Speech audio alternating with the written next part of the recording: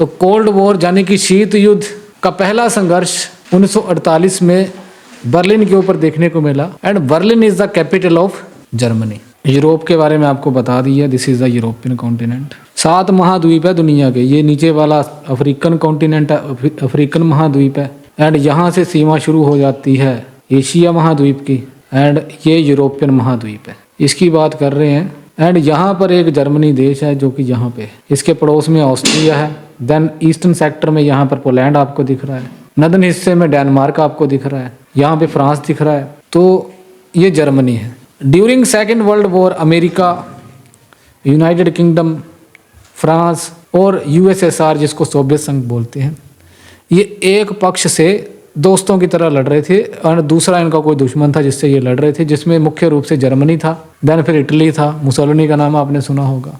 Then इसी के साथ जापान भी इनके साथ उस समय था। ऑब्वियसली बात है, जर्मनी इसमें हार जाता है, इटली भी इसमें हार जाता है।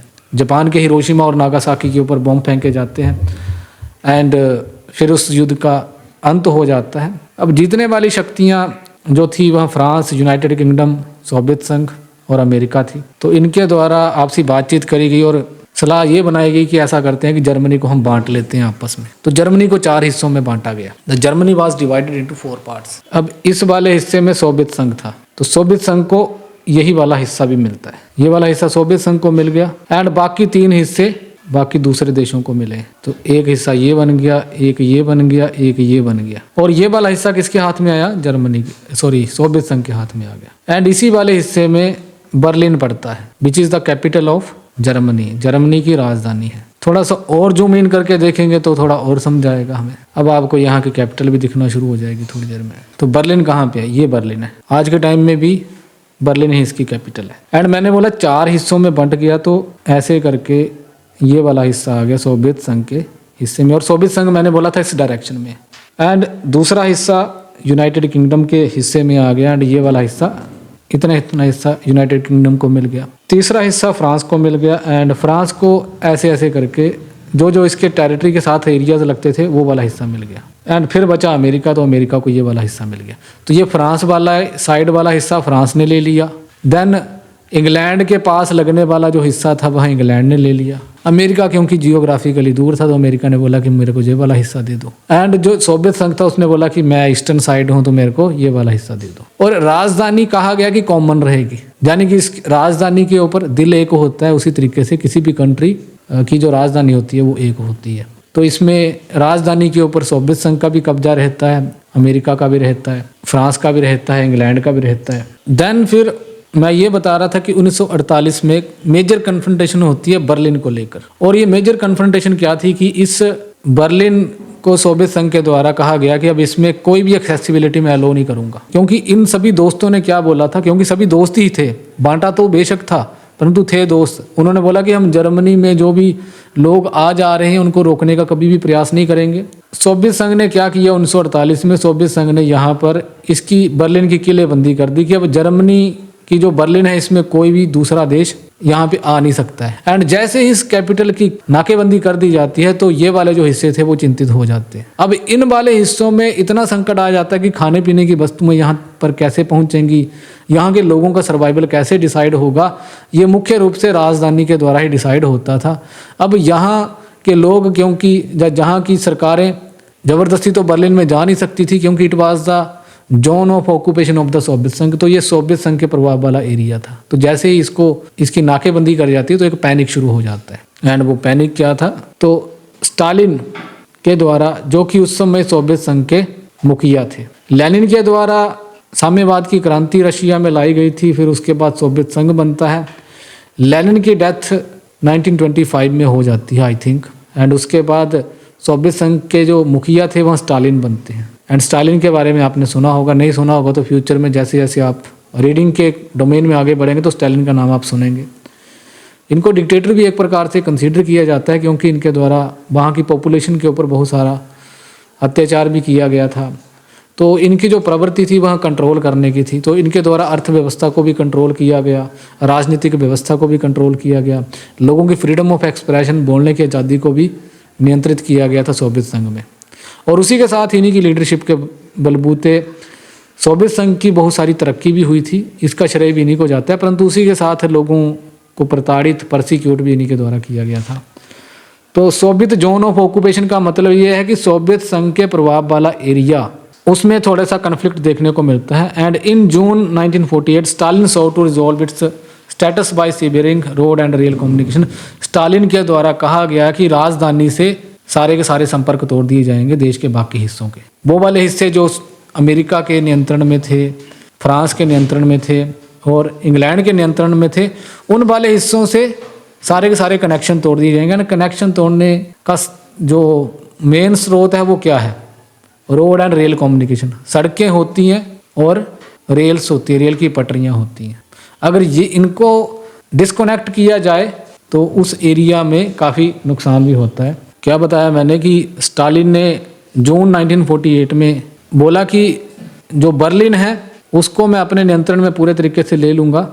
एंड स्टालिन की एक इंटेंशन ये भी थी कि अगर वह रेल एंड रोड जो कम्युनिकेशन है उसको तोड़ देंगे तो बाकी जो हिस्से हैं वह घुटनों पे आ जाएंगे एंड अल्टीमेटली सोवियत संघ का जो प्रभाव है वो बढ़ेगा। बाकी इनकी इंटेंशन ये भी हो सकती है कि वह बाकी हिस्सों को भी नियंत्रण में लेना चाह रहे हो। तो रेल और जो रोड नेटवर्क था उसको बाधित करने का प्रयास किया गया। जैसे मान लीजिए कि स्टालिन ने बोला कि रेल और जो रोड जहाँ पे जा रहे हैं इनको बंद मैं रोक दूंगा।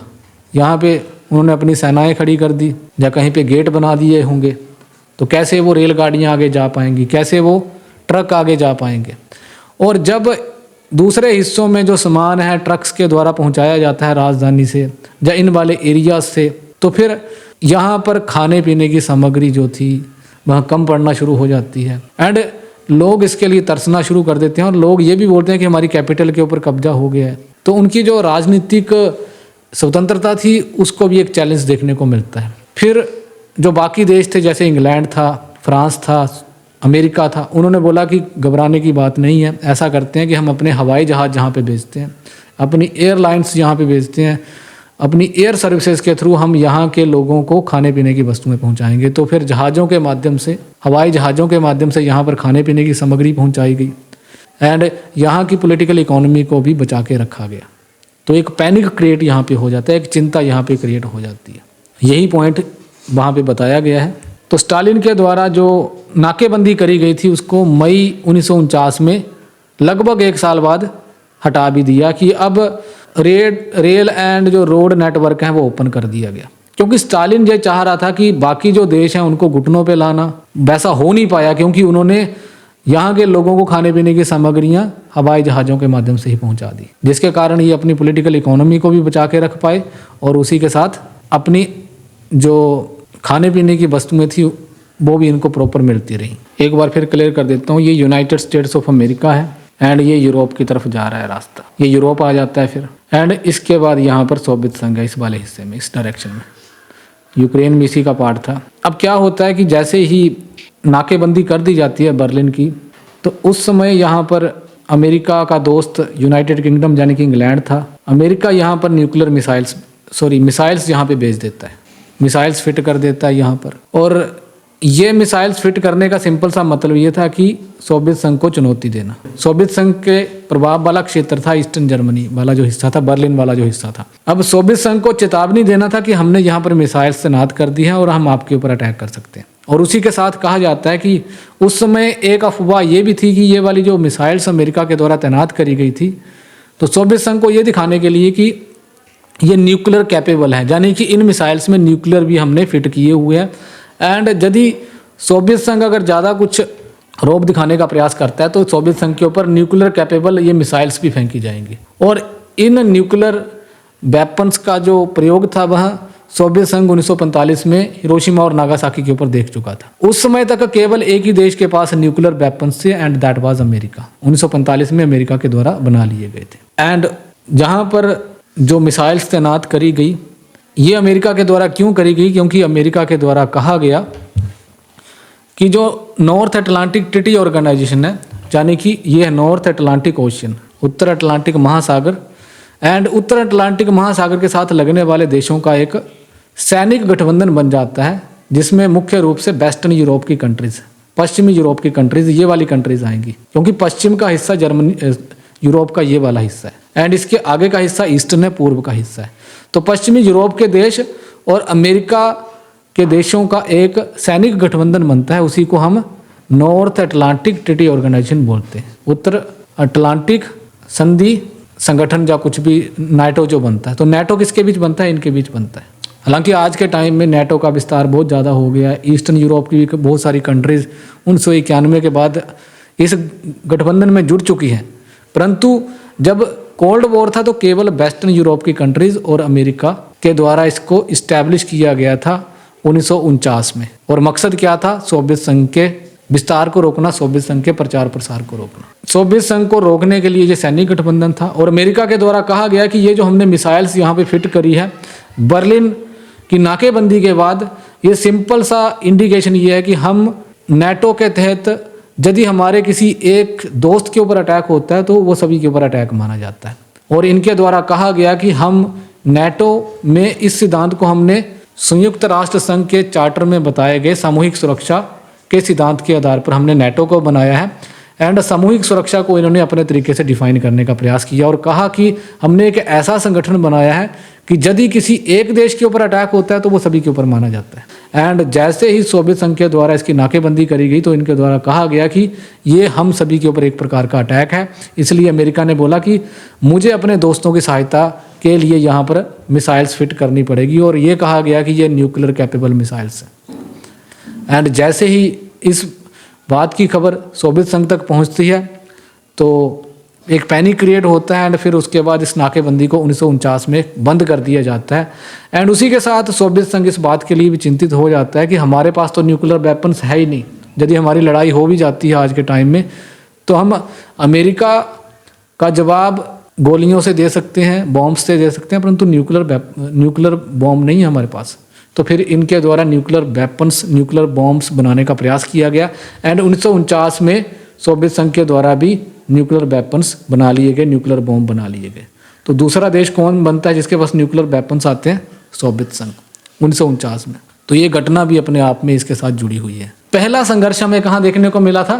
कोल्ड वॉर का बर्लिन में देखने को मिला। बर्लिन की नाकेबंदी जब कर दी गई सोवियत संघ के द्वारा, तो ये पहली घटना थी जब दो महाशक्तियों के द्वारा अपने अपने दावे प्रस्तुत करना शुरू किए गए और वहां पर एक संघर्ष की स्थिति बनी थी। ये लड़ाई में भी बदल सकती थी। कोल्ड वॉर का मतलब, शीत युद्ध का मतलब ये होता है कि स्थिति बन रही है पर हो नहीं रहा युद्ध। फिर जल्दी से सोवियत संघ ने इस चीज को भांपा और अपनी जो नाकेबंदी थी उसको हटा दिया। तो पहली घटना 1948 में होती है। 1949 में नाकेबंदी को हटा लिया जाता है एंड फिर जर्मनी में 1961 में, ये वाला फैक्ट भी अभी बता देता हूँ आपको, जर्मनी में 1961 में दीवार बन जाती है जिसको जर्मनी की दीवार बोलते हैं। तो आपको कभी क्वेश्चन आएगा कि जर्मनी की दीवार कब बनाई गई थी? 1961 में बनाई गई थी। दो हिस्सों में इसको बांट दिया गया था। अब ये दीवार कहाँ कहाँ से गुजरी थी इसके बारे में डिटेल से पढ़ के बताऊंगा, पर इतना सा जान लीजिए कि 1961 में दीवार बन गई थी। एंड इस दीवार को गिराया कब था? 1989 में। और फिर एक प्रश्न और आता है कि जर्मनी का एकीकरण कब हुआ था? वो 1990 में हुआ है। पहले दीवार गिराई गई, फिर एकीकरण हुआ उसके नेक्स्ट ईयर 1990 में। और फिर सोवियत संघ का विघटन कब हुआ? 1991 में। तीनों घटनाएं आपस में जुड़ी हुई है। बर्लिन की नाकेबंदी 1948 में हुई, 1949 में सोवियत संघ ने उसको हटाया, 1961 में बर्लिन जहाँ पर जर्मनी की दीवार बन जाती है, 1989 में उसको गिराया जाता है वहाँ के लोगों के द्वारा और कहा जाता है कि अब हमें जर्मनी को यूनाइट करना है। ऐसा क्यों हुआ था? क्योंकि उस समय तक सोवियत संघ की अर्थव्यवस्था भी बुरी तरीके से तबाह हो चुकी थी, जिसका प्रभाव जर्मनी में भी देखने को मिला। एंड 1990 में जर्मनी का एकीकरण हो जाता है। तो जर्मनी का एकीकरण वैसे तो हिस्टोरिकली देखा जाए तो दो बार हुआ है। पहले जब जर्मनी का एकीकरण 1870 में हुआ था या 71 में हुआ था, वर्ल्ड हिस्ट्री जो पढ़ते हैं तो इसको चेक कर लेना आप। जब जर्मनी को, तो वो हिस्ट्री के पर्सपेक्टिव से है, परंतु यहाँ पर कोल्ड वॉर के पर्सपेक्टिव से आपको बता रहा हूँ कि 1948 में नाकेबंदी, 1949 में नाकेबंदी सोवियत संघ के द्वारा हटा लेना, उसके बाद 1961 में जर्मनी की दीवार का निर्माण, 1989 में जर्मनी की दीवार का टूटना और 1990 में 1990 में जर्मनी का एकीकरण का होना। तो इन घटनाओं को आप रट्टा भी मार सकते हैं, याद भी कर सकते हैं, क्योंकि ये याद आप ये आपके उसमें जुड़ती ही जाती है। तो पहली घटना यहाँ पे हुई थी नाकेबंदी